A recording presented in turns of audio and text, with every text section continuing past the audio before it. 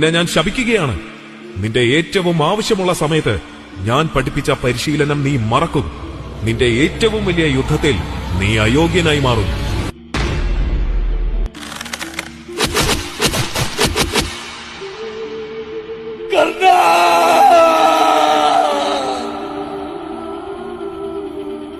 അന്നാദ്യമായി ദുര്യോധനന്റെ വിളി കർണൻ കേട്ടില്ല.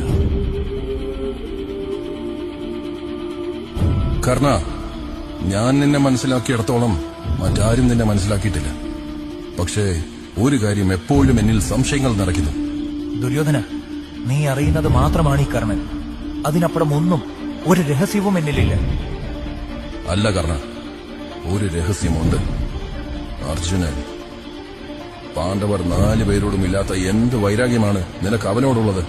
അവനോടുള്ള പക എനിക്ക് നിന്റെ കണ്ണുകളിൽ ഈ നിമിഷം പോലും കാണാം. ഇതാ ഈ തലമുറയിലെ ഏറ്റവും വലിയ വില്ലാളി അർജുനൻ. ഞാനും അർജുനൻ പഠിച്ച അതേ വിദ്യകളും അറിവും തന്നെയല്ലേ അവിടെ പ്രകടമാക്കിയത്. അവന് പ്രശംസയാണ് എല്ലാവരും നൽകിയതെങ്കിൽ എനിക്കോ? നീ ആരാണ് യുവാവേ അർജുനനെ പോലെയുള്ള ഒരു രാജകുമാരനെ വെല്ലുവിളിക്കാൻ? നിങ്ങളുടെ ജനനവും വംശപരമ്പരയും ഏതാണ്? നിങ്ങൾ ഏത് രാജ്യത്തെ രാജാവാണ്?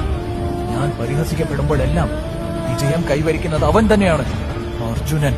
ഞാനോ അവനോ ഉള്ളിടത്തോളം കാലം ഇത് അവസാനിക്കില്ല. അതുകൊണ്ട് തന്നെ ഇത് അവസാനിപ്പിക്കാൻ ഞാൻ കണ്ട വഴിയാണിത്. ഒന്നെങ്കിൽ ഞാൻ, അല്ലെങ്കിൽ അവൻ. ഇരുവരും ശക്തമായി തന്നെ പോരാടുവാൻ തുടങ്ങി. ഞെട്ടലോടെയാണ് എല്ലാവരും അത് കണ്ടുനിന്നത്.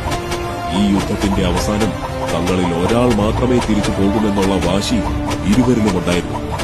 അമ്പുകളുടെ പെരുമഴയായിരുന്നു അവിടെ. മറ്റ് സൈന്യങ്ങൾ വരെ ആയുധം നിലത്തുവെച്ച് അത് നോക്കി നിന്നു.